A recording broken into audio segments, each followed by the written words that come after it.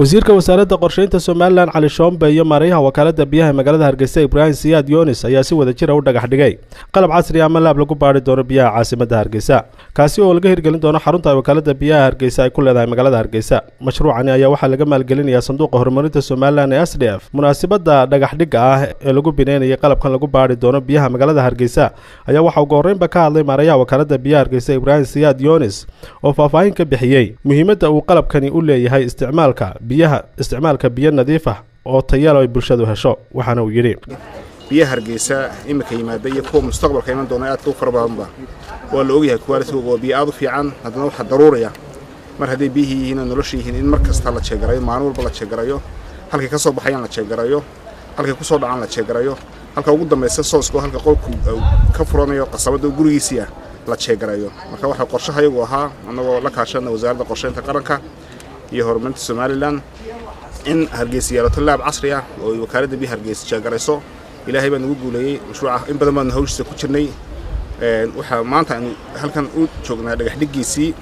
in mashruuca dhagax dhigno waxaan aad ugu mahadnaqay cid ka soo qayb gashay oo ugu horeeyay wasiirka qorsheynta qaranka Dr. Adna Aadan oo ah gudoomiyaha boorka wakaaladda biyaha Hargeysa ahna kullay isbitaalka ugu weyn yani Adna maternity hospital Hargeysa kullay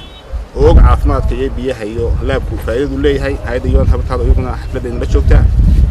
SDF teamkeeda communication habka iyo saxaafadda kulligiin aad baan idinku mahadnaqayaa ilaahayna waxaan ka baryayaa inuu ilaahay nooga dhigo mashruuca aan maanta dhagax dhigiisa u taaganahay kii wadanka anfaca ee dadka anfaca. Dr. Adna Aadan Ismaaciil oo ka mid ah guddida ama boardka biyo balaarinta caasimadda Hargeysa oo iyaduna halkaasi ka hadashay ayaa waxay tilmaantay muhiimadda ay leeyihiin biyuhu iyadoona sheegtay inay biyuhu yihiin nolosha bulshada una baahan yihiin in la daryeelo. waxaan oran karaa waa horumarada waaweyn ee Somaliland ay gaadhay waxa jirtay maalin biyo lahayn waxa maanta la tiigsanayeen qaranka oo dhamid meel biyo laga helo tuulo magaalo caasimaddu ay biyo hesho waxaynu maanta tiigsanaynaa inaynu biyaha aynu cabayno aynu hubinno hubsiimo halbaa la siistaa maarayuhu waa ku ammaanan yahay wakaaladda biyaha ee Hargeysa way ku ammaanan tahay xukuumadda Somaliland iyo deeq bixiyaasha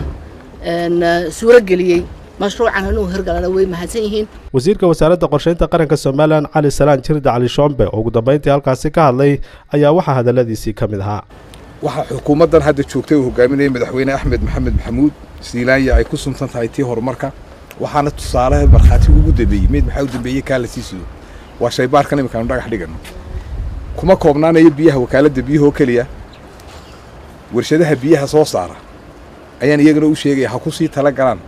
shaqaalaha laabku iyagoo kitkooda sitay ku imanayna sambalka ka soo qaadaya warshadii quality-ga iyo standardka loo sameeyay ka soo bixi weyda waa laga xirayaa dadka la sumeyn maayo waa laga badbaadinayaa dadka shirkadii biyo wanaagsan oo tayo la soo saaray iyadu laabkeeda sameeysan weyda waxaan idinkula sii talinayaa inaad laababkiina samaysataan warshadaha biyaha oo biyihiina quality controlka idinku ku sii sameeysan intaanay wakaaladda biyaha Hargeysa idinma qadar macna deeq Somali News Hargeysa.